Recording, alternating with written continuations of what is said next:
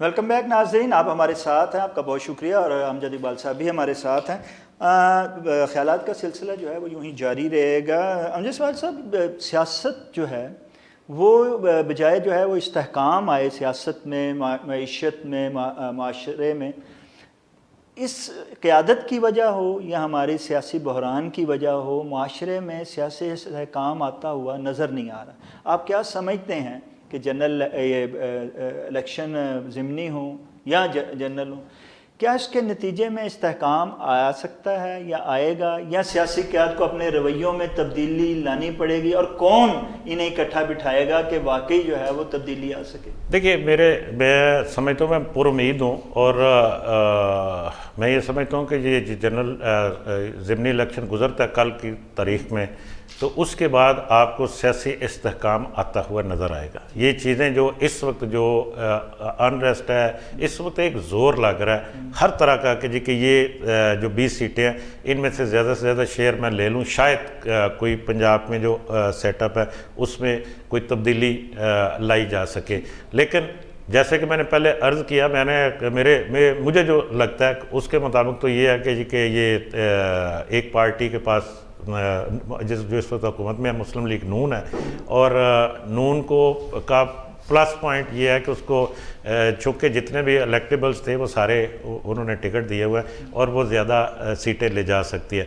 और उसके बाद ये जो इस वक्त जो पंजाब का जो जिसको आइनी बहरान का नाम भी दिया जा रहा है, जो भी नाम इसको आप दे लें, वो ख़त्म हो जाएगा। जब ये ख़त्म हो जाएगा फिर उसके बाद PTI के पास या इमरान खान साहब के पास सिवाय इसके कि जी कि वो इस इलेक्शन में धांधली की एक नई तहरीक शुरू करें, उसके अलावा और कोई इशू नहीं है उनके पास। अच्छा, अगर वो जीत जाते हैं तो जैसे आप ये कर रहे हैं और ये वेव जो चली है इसके तहत आप देखते हुए जो अवाम है वाकई उनकी इस बयानिए को पर चलती है कि लोटों को जो है वो मुस्तरद किया जाए, और वो अगर वाकई मुस्तरद कर देते हैं और वो आप 20 की 20 या 18 सीटें या 16 सीटें वो जीत जाते हैं, आप क्या समझते हैं उसके बाद आप क्या मुल्क का सिनेरियो और सियासी हालात और मुस्लिम लीग की आदत की क्या जो है वो रद्द अमल देखते हैं?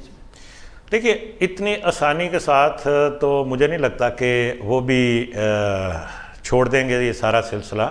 उनके पास भी कोई प्लान तो होगा, स्टैंड बाई उन्होंने रखा हुआ अगर ये सूरत हाल बनती है जिसका आपने जिक्र किया। ठीक है, मैं उसका इजहार नहीं करना चाहता यहाँ पे इस वक्त नहीं, लेकिन इसमें जैसे आपने कहा कि वो उन्होंने भी अपना, इसमें आम तौर पे जो अफवाहें हैं वो बैकडोर चैनल्स की हैं। अच्छा, हालांकि आप भी बार बार कह रहे हैं, आम तौर पे अदारे भी बार बार कह रहे हैं कि वो मुदाखलत नहीं करें, लेकिन इसके बावजूद अफवाहें ऐसे नहीं चलती हैं। बैकडोर चैनल पे बातचीत भी हो रही है, गुफ्तगू भी हो रही है, और इसीलिए दोनों के चेहरों पे बेतमादी जो है वो भी नज़र आती है।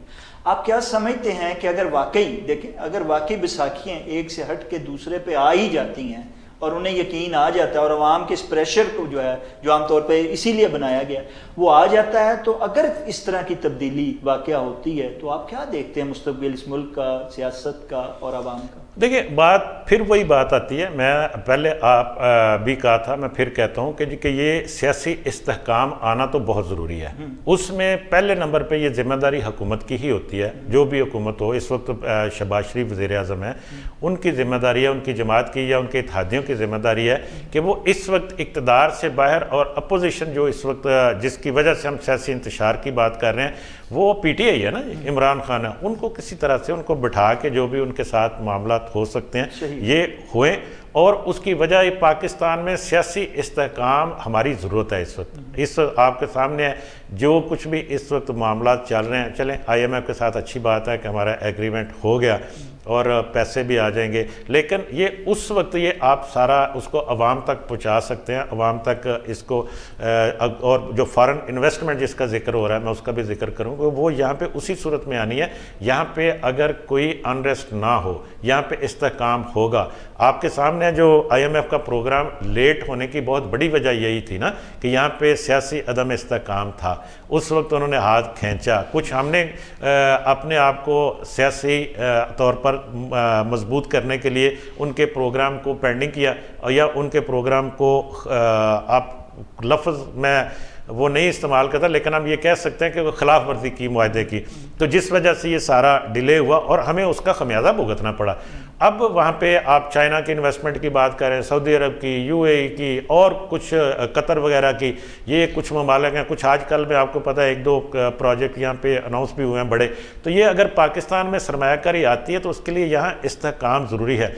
उसके लिए मैं ये कहना ज़रूर चाहूँगा, उसके लिए सियासी क़यादत को, किसी भी जमात के, उसको होश के नाखून लेने चाहिए, मुल्क का सोचना चाहिए। ये मुल्क अगर मुस्तहकम होगा तो उनके लिए कल को फिर चांस बन सकता है। जी, इस्तेहकाम और मुल्क की जो बात है वो तो तभी मुमकिन है कि जब हुकूमती जो इत्तेहादी जमातें हैं वो इकट्ठी हों और जो हस्बे इख्तलाफ है वो भी आके इनके साथ बैठे और मुल्क के मुफाद में सोचे, जैसे कि आपने कहा। लेकिन आप अगर देखें हुकूमती क़यादत को तो उसमें भी आप देखते हैं इत्तेहादियों में इंतशार है, बंदर बांट है। वो एक दूसरे को जो वज़ीर आज़म है वो अपने कोलेशन जो हुकूमत है उनकी क़यादत को मनाते ही रहते हैं हर वक्त। जब ऐसी सूरत हाल है जिसकी वजह से 3 माह से ज़्यादा अरसा होने के बावजूद अवाम को वो रिलीफ नहीं मिल पा रहा जो कि एक्चुअल अवाम को मिलना चाहिए, अवाम के मसाइल का तदारक कहीं नज़र नहीं आ रहा। इल्ज़ाम तराशी की एक तरफ सियासत है और दूसरी तरफ मफादाती सियासत है। जो मौजूदा हुकूमत आई है वो ख़ुद को बचाने और मजबूत करने में लगी हुई है, जबकि जो हज़्ब इख्तलाफ है वो इनको गिराने में लगी हुई है। जब ये सारी सूरत है तो अवाम तो कहीं नज़र कि अवाम के बारे में भी हम जो सब कुछ हमें बताएं कि अवाम क्या बनेगा इन दोनों की लड़ाई में और इन दोनों के मफादात में। देखिए, मैं समझता हूँ कि जिस सूरत हाल का आपने जिक्र किया, ये नो डाउट के ये सियासी इंतशार, जलसे जुलूस, एक दूसरे पर इल्ज़ाम तराशियाँ और ये सारा कुछ सिर्फ ये हो रहा है, अवाम के लिए कुछ नहीं हो रहा। ये पोजीशन जो होती है, ये सूरत हाल तो है किसी भी कमज़ोर हुकूमत और माली तौर पर कमज़ोर हुकूमत के लिए तो बड़ी आइडियल होती है। ये देखिए, उस तरफ किसी का ख्याल ही नहीं कि अवाम को क्या मिल रहा है, उस तरफ किसी का ख्याल ही नहीं है कि कोई नए मंसूबे क्या बन रहे हैं। और मतलब उसको वो आप ये समझ लें कि आपने उसके लिए एक सेफ्टी वॉल्व खोला हुआ है कि कोई उसके ऊपर ये प्रेशर ही नहीं है। लेकिन ये कल के दिन के बाद, मैं फिर ये कहता हूँ, कल के दिन के बाद ये प्रेशर, अब ये मेरा ख्याल है, मेरी उम्मीद है मुझे कि ये सियासी इंतशार ख़त्म होना शुरू हो जाएगा। उसके बाद हुकूमत के ऊपर प्रेशर होगा कि अब आवाम के लिए आप कुछ करें। लेकिन ये बात भी हकीकत है कि पिछले 2 माह के अंदर तो हुकूमत के पास आवाम को देने के लिए कुछ था भी नहीं। अभी जो सूरत हाल नई पैदा हो रही है, जो उसमें 2-3 फैक्टर हैं। मतलब एक फैक्टर तो ऑयल प्राइसेस है इंटरनेशनल मार्केट के अंदर, वो जिस तेज़ी के साथ डाउन जा रही हैं। फिर कमोडिटीज़ की जो प्राइसेस हैं वो भी डाउन हो रही हैं, तो उनका बेनिफिट जितना भी है, फिर आपका जो देखिए जब ये चीज़ें होंगी तो इम्पोर्ट बिल उसमें आपका कम होगा। जब ऑयल प्राइसेस कम होगी, आवाम को रिलीफ मिलने के साथ साथ आपका वो बिल भी कम होता है, तो फिर आपके पास पैसा होगा, आपके पास आपको जो डोनर्स जिनका मैंने जिक्र किया वो, प्लस आपके पास सरमायाकारी होगी, तो फिर आवाम को आप दे सकेगी हुकूमत, कोई चाहे वो 1 वोट से क्यों ना हो, वो आवाम को कुछ ना कुछ दे सकती है। साबिक हुकूमत पे जो मौजूदा हुकूमत है वो इतराज़ किया करती थी अपोजिशन के दौर में, जब ये हज़्ब इख्तिलाफ थे, कि ये जो है वो तजर्बाकार नहीं है, नाहिल लोग हैं। हम तजर्बाकार हैं, हमें मौका दें, हम आते हैं तो आवाम के मसाइल को हल करेंगे। और बल्कि यहाँ तक कहा था कि हम लोगों ने पहले मनसूबा बंदी की हुई है, हमारे पास प्लान है, हम मौजूदा हालात को बहुत अच्छी तरह समझते हैं, हम आएंगे तो फौरी तौर पर ना सिर्फ आवाम को रिलीफ देंगे बल्कि अपने तजर्बे की बुनियाद पर मुल्क को भी मुआशी बहरान से निकाल के। वही बात जो मैं दोहराते हुए आपसे कह रहा हूँ, जो आपने कहा कि ये अवाम ये जो हुकूमत आई ये तजर्बाकार थी और ये दामों और दिलासों और वादों के साथ आई थी, लेकिन आने के बाद वही बात फिर दोबारा आ जाती है कि इन्होंने अपने तजर्बे का कोई इजहार जो है ये अवाम को वो नज़र नहीं आया है, और ना जैसे आप कहते हैं इलेक्शन के बाद ये अवाम को रिलीफ दे सकेंगे। मुझे ज़ाती तौर पे ये उम्मीद नज़र नहीं आती है कि ये अवाम को कुछ देंगे, बल्कि ये तो अवाम से लेने के लिए ही फिर एक दफ़ा आए हैं। नहीं, मैंने ये अर्ज़ किया कि इलेक्शन के बाद इनके ऊपर प्रेशर आएगा आवाम का कि अब आप हमारे लिए कुछ करें, और मुझे लगता है कि अगले 1-2 महीने के अंदर पोजीशन ऐसी बन जाएगी कि ये कुछ ना कुछ आवाम को दे सकेंगे, देना चाहिए भी। और दूसरी बात ये इसमें आ जाती है कि देखिए मामला तो जब आपके पास जो हम वादे करते हैं, जो हम दावे करते हैं, उसमें बहुत सारी चीज़ें सियासी भी होती हैं। हम अगर हम ये कहें कि जी कि आएँ जी आप मेरे पास आएँ, मैं आपको 6 रोटियां खिला दूंगा, मैं आपको ये भी खिलाऊंगा, आपको वो भी खिलाऊंगा, मेरे पास 1 रोटी के लिए भी ना हो वसाइल, तो आप आ जाते हैं तो मैंने आपको कैसे खिलाना है, क्या करना है? फिर उसके बाद यही कहना पड़ता है नहीं जी वो मेरे सियासी नारे थे। मामला तो ये है कि हाँ उसके बाद अगर कोई आ गई है चीज़ तो फिर उसके बाद आप बंदोबस्त करें। नहीं आप क्या समझते नहीं कि हर हुकूमत आने वाली चाहे साहब का हो या बगैर मनसूबाबंदी की आ रही है, और आने के बाद भी जब हुकूमत में आ जाती है कोई मनसूबा बना नहीं रही है कि हमारे ये हालात हैं और हम ऐसी मुस्तकिल ऐसी कोई देर पा मनसूबाबंदी करें कि जिसके जरिए आने वाले दौर में ही कम से कम आज नहीं कल नहीं 6 महीने बाद साल बाद अवाम को वाकई उसके तसलसल से कोई रिलीफ मिलना शुरू हो जाए। अच्छा इसमें जो सबसे बड़ी बात है ना, इसमें जो अहम बात है वो ये है कि यहाँ पे किसी को यकीन ही नहीं हो रहा होता कि जी कि शायद मैं पहली बात तो यहीं से आप ले लें कि जी कि मेरे 5 साल पूरे भी हो जाएंगे, ठीक है, नंबर 1। नंबर 2 बात यह है कि जब आप अपोजिशन में बैठे हैं तो आपको क्या पता कि जी कि आपको कब इक़्तिदार मिल जाना है या आप आ सकते हैं या नहीं आ सकते। कि यहाँ पे तो सूरत अक्सर आप जैसे हम पहले जिन चीज़ों को डिस्कस कर चुके हैं चेंज होता रहता है। यहाँ पे प्लानिंग तो हुकूमत के अंदर बैठ के भी नहीं लोग करते। मामला तो यह है कि ये जो पहले प्लानिंग वाली बात है ना, मैं इस पे बिल्कुल भी यकीन नहीं करता कि हमने मंसूबे बनाए हुए हैं, हमने ये किया है। जैसे उस वक्त पीटीआई की हुकूमत ने कहा था कि जी हमारे पास एक टीम हमने बना ली हुई है, हमारे पास इतने दिनों की टीम है, इतने लोगों की टीम है, इतने दिनों में हमने ये करना है वो करना है। बाद में पता चला कि कोई टीम शीम नहीं थी, कुछ भी नहीं था। और कुछ दूसरी बात ये भी है उसमें जो फैक्टर दूसरा था कि वो उस वक्त भी सूरत हाल ऐसी ही थी कि हमारे ख़जाने में कुछ भी नहीं था।